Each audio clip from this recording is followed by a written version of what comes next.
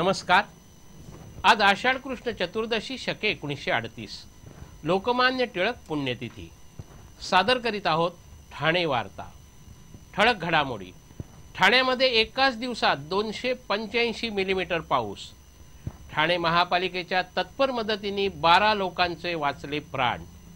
आणि ओळखपत्र म्हणून एटीएम कार्ड देणारं ठाणे महाविद्यालय ठरलं राज्यातलं पहिलं महाविद्यालय। या आणि इतर घडामोडी विस्तृतपणे पण काही क्षणातच। ठाणे वार्ता पहा श्रीस्थानक वाहिनीवर। आता सकाळी 9:15 पासून रात्री 9:15 पर्यंत ठाणे वार्ता, ठाण्यातील पहिलं दृकश्राव्य माध्यम। श्रीस्थानक वाहिनी ठाण्याची स्वतःची वाहिनी। ठाण्यातील घडामोडी, कार्यक्रम, वादविवाद, अगदी गाणी, नाटक याचा आनंद घर बसल्या पहा श्रीस्थानक वाहिनी। आपल्या ठाण्याचं हक्काचं व्यासपीठ श्रीस्थानक वाहिनी। ठाणे वार्ता आता संकेतस्थळावर देखील ठाणेवार्ता.com वर क्लिक करा आणि ठाण्याच्या घडामोडी जाणून घ्या। ठाण्यातील पहिलं ऑनलाईन माध्यम ठाणेवार्ता.com। नमस्कार मंडळी, दर रविवारी पाहायला विसरू नका। नमस्कार मंडळी, आपल्या प्रश्नांचं थेट उत्तर। ठाणे वार्ता पहा श्रीस्थानक वाहिनीवर। आता सकाळी 9:15 पासून रात्री 9:15 पर्यंत ठाणे वार्ता, ठाण्यातील पहिलं दृकश्राव्य माध्यम। लोकमान्य टिळक यांच्या 96वी पुण्यतिथी। स्वातंत्र्य लढ्यातील थोर नेते असलेल्या तसंच स्वराज्य हा माझा जन्मसिद्ध हक्क आहे आणि तो मी मिळवणारच असा संदेश देणाऱ्या लोकमान्य टिळकांना ठाणे वार्ता परिवारातर्फे विनम्र अभिवादन। ठाण्यात काल दिवसभरात 285 मिलीमीटर पाऊस झाल्याने पाणीच पाणी चहूकडे अशी परिस्थिती सर्वत्र दिसत होती। मात्र पूर्वीपेक्षा योग्य पद्धतीनं नाले सफाई झाल्यामुळे पाणी तुंबण्याच्या 28 ठिकाणी घटना घडल्या तरी कोणतीही जीवितहानी झाली नाही। सकाळी 8:30 पासून पावसाने जोरदार हजेरी लावली। पहिल्या 3 तासातच जवळपास 95 मिलीमीटर पाऊस झाला होता। त्यामुळे सखल भागात पाणी साचलं होतं। पाणी साचल्यामुळे अनेक ठिकाणी वाहतूक कोंडी अनुभवायला मिळत होती। महापालिकेच्या आपत्कालीन पथकाने जलद गतीने हालचाल केल्याने कोणतीही अप्रिय घटना ठाण्यात घडली नाही। या पावसामुळे मध्य रेल्वेच्या वाहतुकीचाही बोजवारा उडाला होता। ठाणे कळवा स्थानकादरम्यान पाणी साचल्याने रेल्वे रूळ पाण्याखाली गेले होते। मुंब्रा पारसिक दरम्यान रुळावर माती आल्यामुळे लोकलचं वेळापत्रक कोलमडलं। कळव्यात मोठ्या प्रमाणात पाणी साचल्यामुळे धीम्या गतीवरील वाहतूक जलद गती मार्गाने वळवण्यात आली होती। पावसाची जोरदार हजेरी पाहता महापालिका आयुक्त संजीव जयस्वाल यांनी आपत्ती व्यवस्थापन कक्षात तळ ठोकून मार्गदर्शन केलं। त्याचप्रमाणे ठाण्यात विविध ठिकाणी भेटी देऊन पाहणी केली। संततधार पावसामुळे आपत्ती व्यवस्थापन कक्षाकडे 70 पेक्षा जास्त तक्रारी दाखल झाल्या होत्या। ठाण्यात झालेल्या जोरदार पावसामुळे ठाण्यातील प्रमुख समजले जाणारे मासुंदा आणि उपवन तलाव हे काठोकाठ भरले आहेत। ठाण्यात झालेल्या जोरदार पावसामुळे यंदा प्रथमच घोडबंदर परिसर पाण्याखाली बुडाला होता। घोडबंदर रोडसह हिरानंदानी इस्टेटमधील रस्ते पाण्याखाली गेल्याने या परिसरातही वाहतूक कोंडीचा अनुभव येत होता। या मुसळधार पावसामुळे ठाणे महापालिकेच्या नालेसफाईचं पितळ उघडं पडलं। ठाण्यातील मासुंदा आणि उपवन तलाव हे काठोकाठ भरले होते, तर वंदना सिनेमा, राम मारुती रस्ता, गोडबोले हॉस्पिटल, पुन्हा Gadgil Chowk, Chikhalwadi, Kalwa, Mahatma Phule Nagar, Vitawa, Ghodbunder road, Vrindavan society, Gandhinagar, Sathewadi, Hajuri, police line number 3, Maharashtra Vidyalaya, Kopri बस स्थानक, सिंधू सोसायटी अशा विविध 28 ठिकाणी पाणी तुंबल्याच्या घटना घडल्या। सुदैवाने कोणतीही जीवितहानी झाली नसल्याची माहिती आपत्ती व्यवस्थापन कक्ष प्रमुख संतोष कदम यांनी दिली।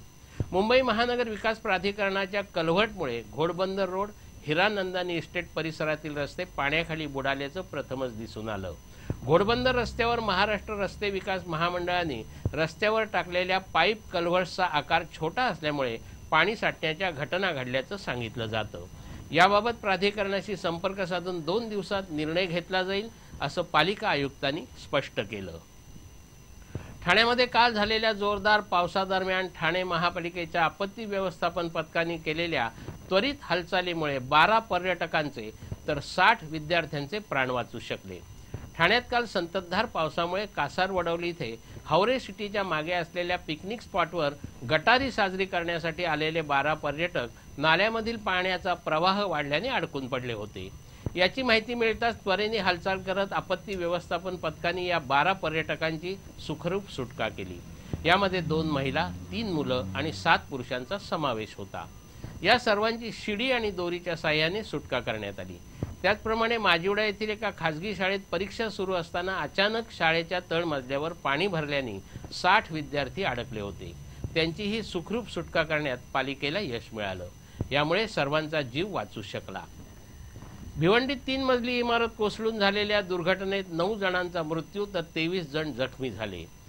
महानगरपालिकेच्या प्रभाग समिती 2 मधील शांतीनगर परिसरातील गैबी नगर येथील निहाल हसन यांच्या मालकीची 3 मजली धोकादायक इमारत काल सकाळी 9च्या सुमारास पत्त्यासारखी कोसळल्याने त्यात 9 जण जागीच ठार झाले तर 23 जण गंभीररित्या जखमी झाले। या दुर्घटनेत अब्दुल मोमीन हा 6 महिन्याचा चिमुकला आणि जईद अन्सारी हा 7 वर्षाचा मुलगा सुदैवाने बचावले।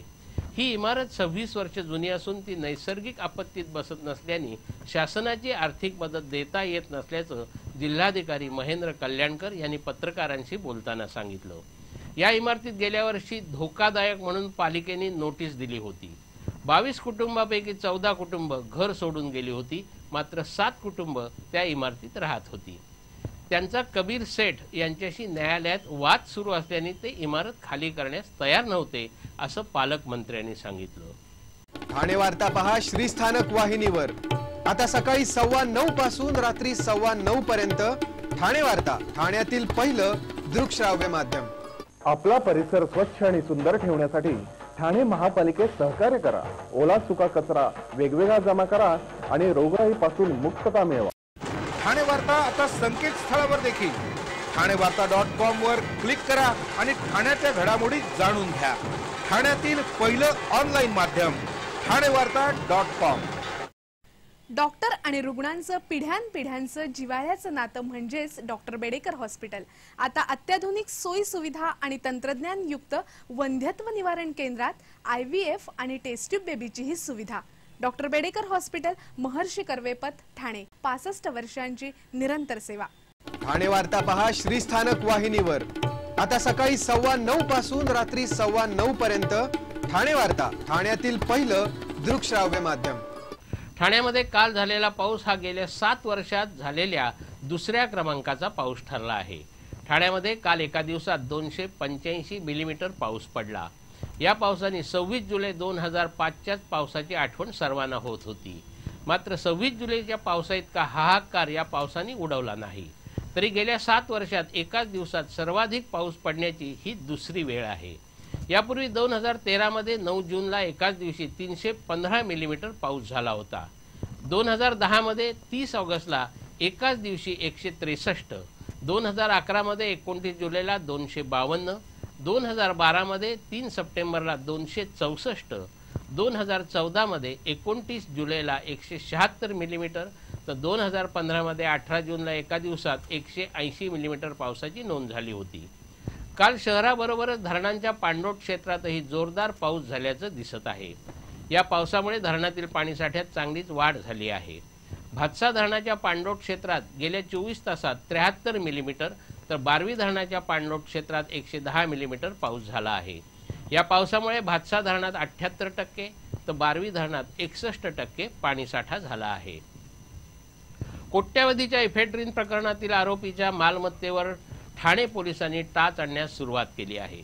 यातील फरार आरोपी अभिनेत्री ममता कुलकर्णीच्या 8 बँकांची खाती गोठवली आहेत। या बँकांमध्ये परकीय चलनासह 93 लाखांची रोकड असल्याची माहिती पोलिसांनी दिली। 2000 कोटींच्या इफेड्रिन अंमली पदार्थ प्रकरणात अभिनेत्री ममता कुलकर्णीचा कथित पती विकी गोस्वामी हे मुख्य सूत्रधार असल्याचा दावा ठाणे पोलीस आयुक्तांनी केला होता। यातील ममता कुलकर्णी, ड्रग माफिया विकी गोस्वामी, गुजरातमधील माजी आमदाराचा मुलगा किशोर सिंग राठोड आणि सुशील यांना फरार घोषित केला आहे। या चौघांपैकी सुशील व्यतिरिक्त अन्य 3 आरोपी परदेशात असल्याने ठाणे पोलिसांनी आता त्यांच्या या आरोपींच्या मालमत्तेवर टाच आणण्यास सुरुवात केली आहे। तपासादरम्यान मिळालेल्या माहितीनुसार ममता कुलकर्णीची गुजरात, मुंबईसह ठाणे जिल्ह्यात 8 बँकांमध्ये खाती आहेत। त्यापैकी मालाड येथील बँकेत 67 लाखांचं परकीय चलन आढळलं तर कल्याण, बदलापूर, परळ, नरिमन पॉइंट, धारावी, राजकोट, भुज येथील 7 बँकांमध्ये सुमारे 26 लाख रुपये आढळले आहेत. ही सर्व बँक खाती गोठवण्यात आली आहेत. दरम्यान ममता कुलकर्णी आणि विकी गोस्वामींचे 3 फ्लॅट मुंबईतील वर्सोवा इथे आहेत. या फ्लॅटसह ममता आणि विकीच्या गुजरात राज्यात असलेल्या मालमत्तेचा शोध पोलीस घेत आहेत.